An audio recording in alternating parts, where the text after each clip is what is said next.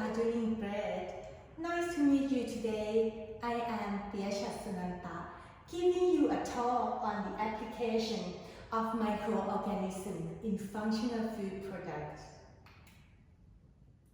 This class will allow you to understand the role of microorganisms in food industry and the significance of functional food.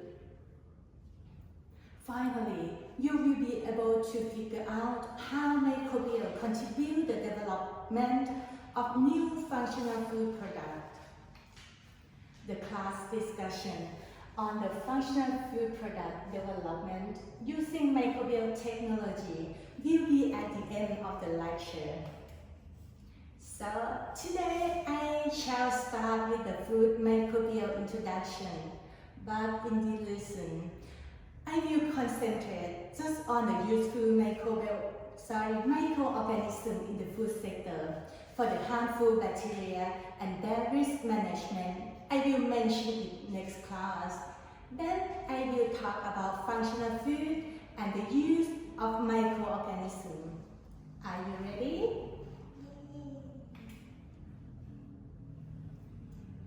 Food microbiology is a crucial topic including microbiology, food science, and public health, therefore highlighting its importance in food safety, food spoilage, and biotechnology. Do you know what is microorganism or Julinsi? That small thing, right? Correct. The microorganism is a tiny living organism that's too small to be seen with our naked eyes. They are play crucial roles in many fields and can be simply divided into 5 types, including bacteria. Bacteria is a single cell cluster in mononuclear kingdom. It has many forms. For example, the sphere-like here is called coccus. The rod-like shape here is called bacilli, and they also have the spiral too. However, their name is depending on their shape and arrangement.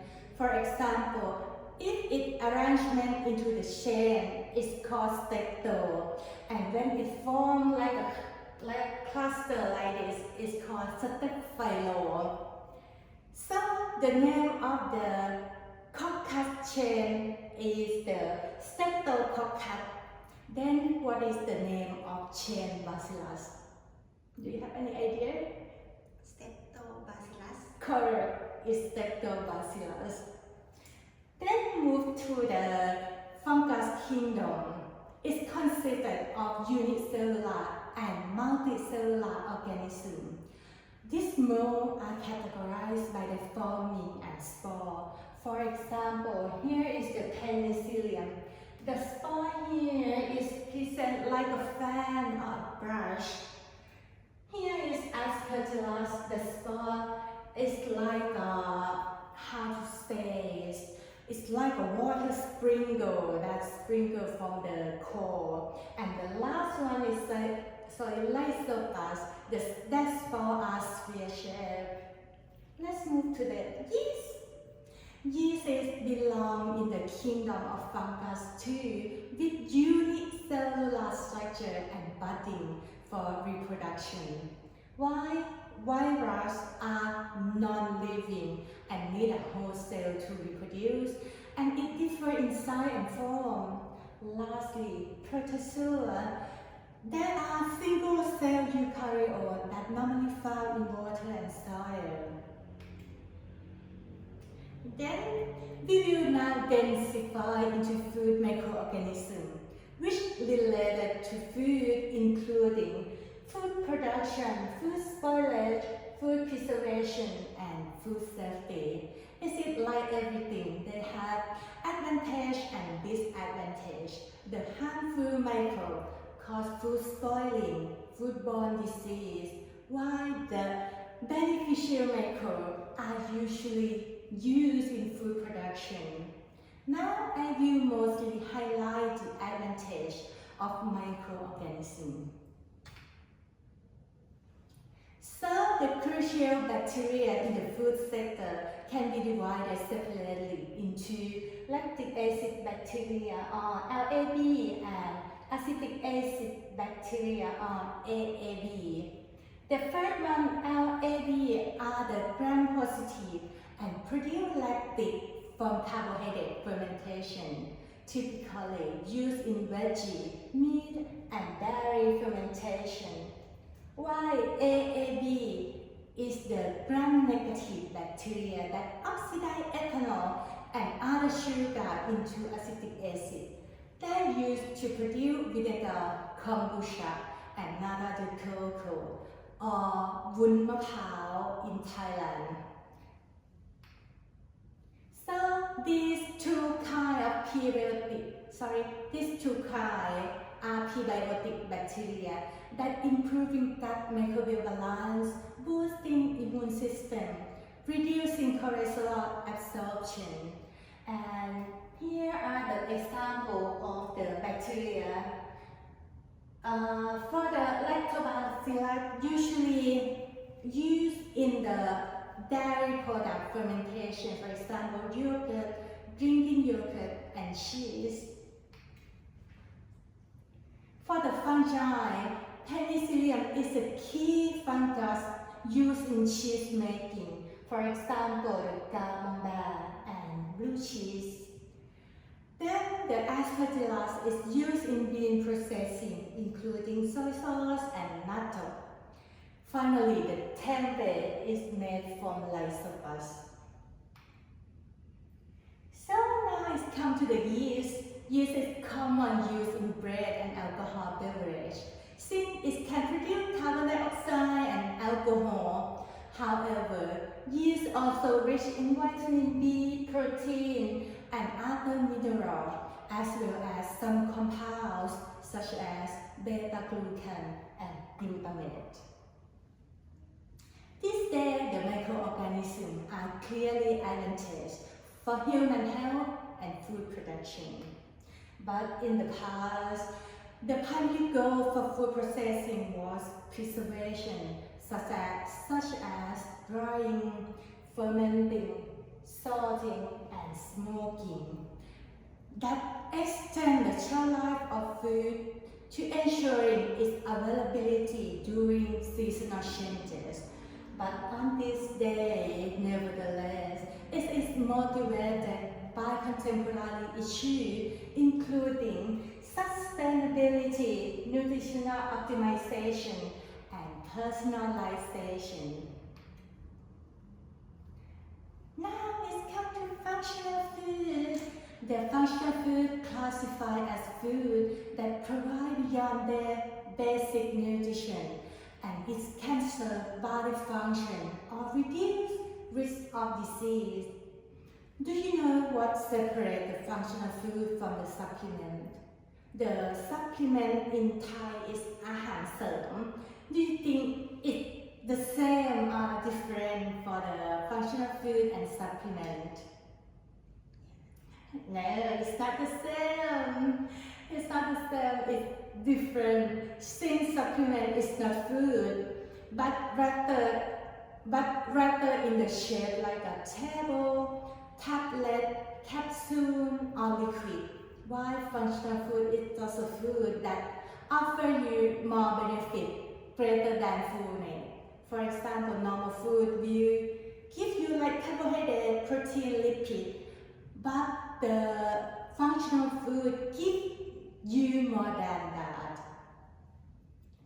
So functional food can separate into naturally functional food, which is just a normal food but contains some phytochemicals such as berries that have high antioxidant and vitamin C, as well as salmon.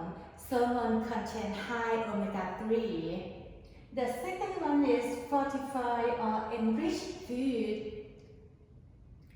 This type of food is additional some nutrients, for example, the vitamin D added in milk that support bone health. The third one is the specialty functional, which is the see the special food, for example, the protein isolate from pea. The last one is prebiotic and probiotic. That food contain live microorganisms, for example, yogurt, and drinking yogurt, for example. Here is the functional food, their bioactive component and their health benefit. So, can you tell me which one is the functional food developed with microorganisms? Tick tock, tick tock. The first one, yogurt. Yogurt contains microbial as a prebiotic. Here are some utilization of microorganisms in functional food. Incorporate live probiotic bacteria into food to improve gut health and immunity. These microorganisms are naturally present in human gut and help maintain a healthy balance of gut flora, preventing gut issues like bloating and diarrhea. Probiotic assist in breaking down food and absorbing the nutrients, for example, calcium, magnesium, and vitamin. The curtain probiotic lower LDL, that all the bad cholesterol, by breaking down it. However, for the excess consumption, some individuals may experience bloating or gas initially. Then the fortified food with nutritional yeast. The nutritional yeast are a deactivated form of yeast. Usually it is the Saccharomyces cerevisiae. This flake or this powder are popular among vegan and health-conscious individuals due to their savory, the cheese-like flavor and impressive nutritional profile. The nutritional yeast is often fortified with B-complex vitamin, including B12 that found only meat. It also contains beta-glucan, compound that known to strengthen the immune system and reduce the inflammation. Additional, the biotin and niacin in nutritional yeast promote healthy skin, strong nails, and improve hair health. So, how do you know the Vegemite? The Vegemite is very popular in Australia. It contains the yeast extract. Do you believe it that people say the yeast extract smells like cheese? No, not at all. Okay, the next one is the ferment plant protein to improve the digestibility and reduce anti-nutritional factor. The fermentation is widely used to reduce the anti-nutritional factor in plant-based food, improving their nutritional quality, digestibility, and bioavailability of nutrients. During fermentation, microorganisms such as bacteria, yeast, or mold will break down the complex components, includes anti-nutritional factors, for example, phytase bind to essential minerals and reduce their absorption. The tannin interfere with the protein and mineral absorption. The trypsin inhibitor reduce protein digestibility by interfering with digestive enzymes like trypsin in our gut. The lectin can cause gastrointestinal irritation and reduce the nutrient absorption. The last one is saponin that can affect nutrient absorption, and the important is they have a bitter taste. The encapsulate probiotic strain to improve their availability through the digestive tract. So the encapsulation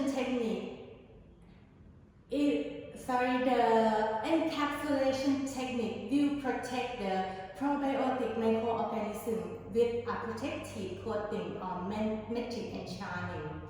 Their stability and functionality.